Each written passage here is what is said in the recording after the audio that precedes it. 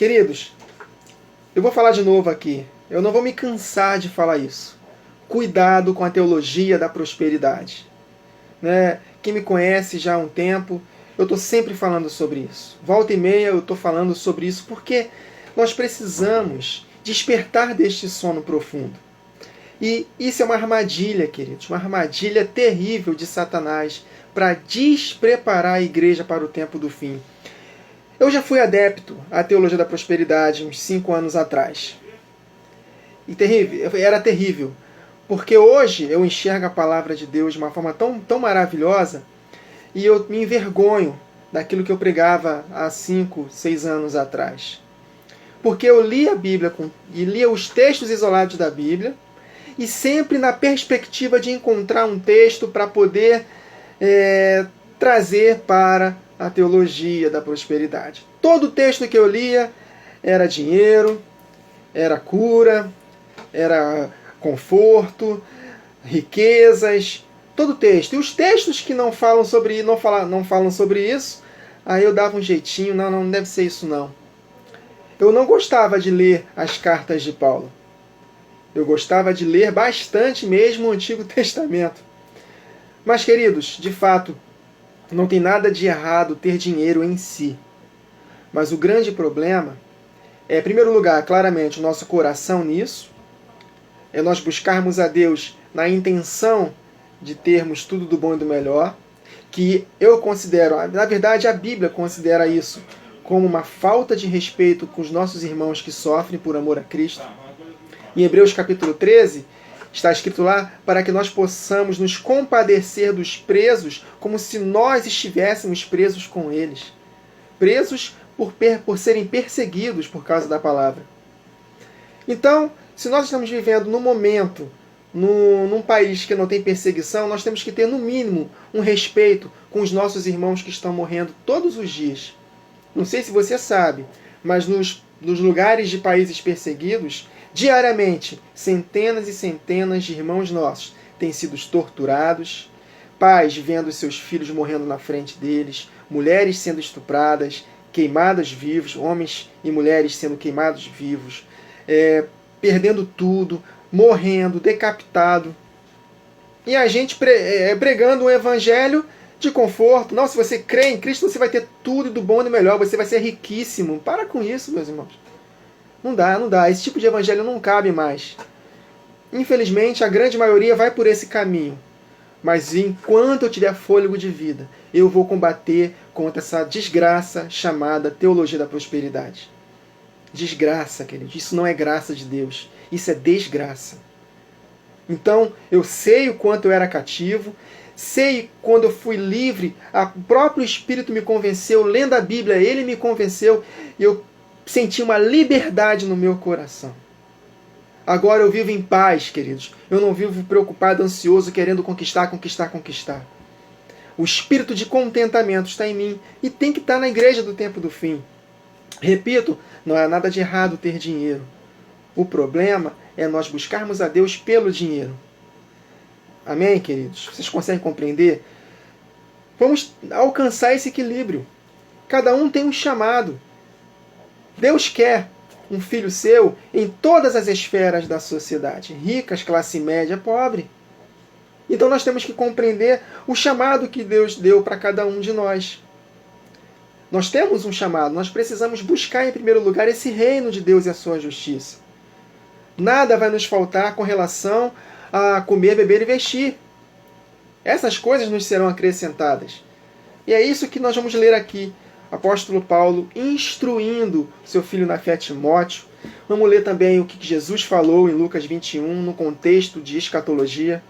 Vamos ler primeiro o que Jesus falou em Lucas capítulo 21, versos 34 e 35.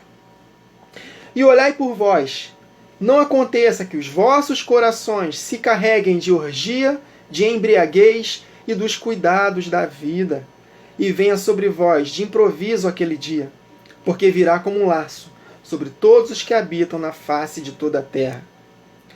Então, para o tempo do fim, e pensa num tempo que Jesus está muito próximo, é o tempo da nossa geração. Estamos muito próximos da última semana de Daniel. Então essa mensagem mais do que nunca serve para nós, queridos. Então, como é que nós vamos nos preparar para não sermos pegos de surpresa na última semana? Que, segundo os pré-tribulacionistas, eles creem que a igreja vai ser arrebatada antes da grande tribulação. E isso nós sabemos que é mentira de Satanás. E essa doutrina foi criada em 1830. Antes disso, ninguém ensinava isso nas igrejas. Mas Satanás deu um sonho para uma mulher e ela acreditou nesse sonho, passou para o Darby e não sei quem, Scofield, escreveu essa Bíblia comentada e aí se espalhou como um vírus essa heresia. Então, meus irmãos, nós vamos estar aqui na grande tribulação porque está escrito. Amém, queridos? Essa doutrina vai cair por terra em nome de Jesus. Então, olha só como Jesus quer que nos preparemos. Cuidado para que os vossos corações não se sobrecarreguem de orgia, de embriaguez e dos cuidados da vida. De orgia, pode ser que isso não afete a nossa vida. A minha não, mas eu não sei a sua. Embriaguez, nunca bebi na minha vida, nunca. Nem um golezinho de nada alcoólico.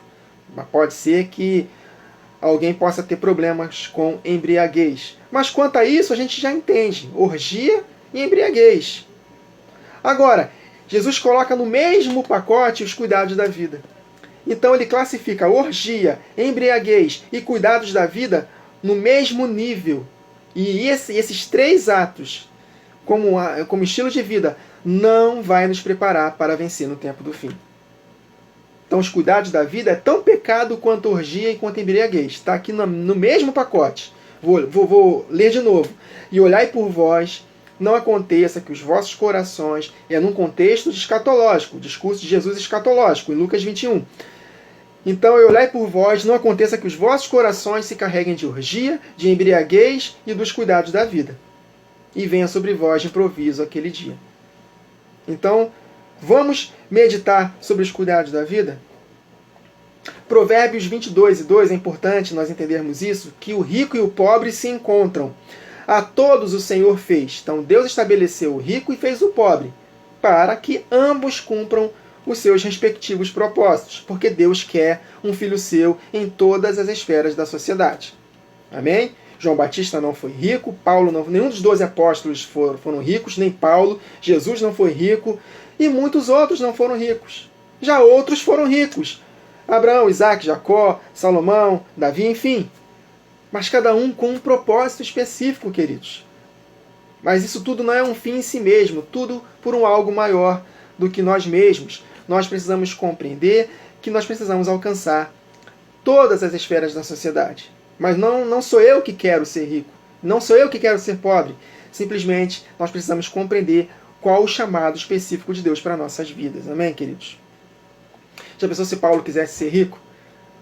Deus falou para Ananias, eu vou mostrar a Paulo quanto importa padecer por meu nome. Se Paulo quisesse ser rico, como é que ele cumpriria esse propósito? Eu fui chamado para poder sofrer. E aí? Eclesiastes 5:10. Quem ama o dinheiro jamais terá o suficiente.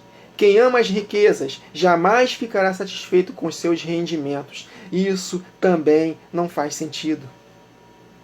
1 Timóteo capítulo 6, versos 5 a 12, no finalzinho do verso 5, os quais pensam que a piedade, a devoção a Deus, a busca por Deus, a santidade, a piedade é fonte de lucro. Os teólogos da prosperidade falam que a piedade é fonte de lucro, mas o apóstolo Paulo está bem claro aqui, os quais pensam que a piedade é fonte de lucro, e não é fonte de lucro. E ele continua, de fato, a piedade com contentamento é grande fonte de lucro. Pois nada trouxemos para este mundo e dele nada podemos levar. Por isso, tendo que comer e com que vestir-nos, estejamos com isso satisfeitos. Os que querem ficar ricos caem em tentação, em armadilhas. Olha, armadilha é uma cilada de Satanás, a teologia da prosperidade. Então, os que querem ficar ricos caem em tentação, em armadilhas e em muitos desejos descontrolados e nocivos, que levam os homens a mergulharem na ruína e na destruição. Pois o amor ao dinheiro é raiz de todos os males. Algumas pessoas, por cobiçarem o dinheiro, desviaram-se da fé e se atormentaram a si mesmas com muitos sofrimentos. Você, porém, homem de Deus, Fuja de tudo isso e busque a justiça, a piedade, a fé, o amor, a perseverança e a mansidão. Combata o bom combate da fé. Tome posse da vida eterna para a qual você foi chamado. Isso que importa, queridos. Se eu vou ser rico, pobre, classe média, não importa. Tendo muito ou tendo pouco, não importa. Eu fui chamado para alcançar o objetivo final da minha fé, que é a salvação definitiva da minha alma. A verdadeira riqueza é a eternidade. Aqui nesta terra nós temos um propósito. Nós não temos que buscar ser ricos. Se realmente fomos chamados para ser, seremos. Se não for, que possamos nos conformar com o nosso chamado. Um pouco mais para frente, ele dá instrução para quem é rico. 1 Timóteo 6, 17 e 19. Ordene aos que são ricos no presente mundo que não sejam arrogantes, nem ponham a sua esperança na incerteza da riqueza, mas em Deus, quem tudo nos provê ricamente para a nossa satisfação. Ordene-lhes que pratiquem o bem, sejam ricos em boas obras, generosos e prontos para repartir. Dessa forma, eles acumularão um tesouro para si mesmos, um firme fundamento para a era que há de vir. E assim alcançarão a verdadeira vida. A verdadeira vida é a eternidade, queridos. Mateus 13, 22, a parábola do semeador, todos nós conhecemos, um dos solos que não frutificam. Mateus 13, 22, o que foi semeado entre os espinhos é o que ouve a palavra, porém, os cuidados do mundo. Exatamente o que Jesus falou em Lucas 21. Cuidados da vida não vão te preparar e vão te surpreender no tempo do fim. Você está esperando ser arrebatado antes, então vamos curtir a vida, usufruir tudo do bom e do melhor, porque daqui a pouquinho, iminentemente, nós seremos arrebatados. E aí os judeus, raça ruim, que vão pagar tudo aqui, e os que deixaram para trás vão ser salvos só se derem suas vidas. E nós estaremos no céu lá, bebendo vinho com o Senhor, festejando. Sofisma de Satanás. Então, cuidado com os cuidados da vida, que não vão te preparar para a grande tribulação que todos vão passar. Então, o que foi semeado entre os espinhos é o que ouve a palavra, porém, os cuidados do mundo e a fascinação das riquezas sufocam a palavra e deixando ela infrutífera. Então, queridos, palavra infrutífera é derrota certa. Então, o que deixa a palavra infrutífera? Cuidados do mundo, fascinação das riquezas. E Jesus falou isso no contexto escatológico em Lucas 21. Colocando no mesmo pacote, orgias e embriaguez. Amém, queridos? É isso. Então, que possamos tomar muito cuidado. Volta e meia, eu vou gravar mais vídeos falando acerca desse assunto. Cuidado com a teologia da prosperidade.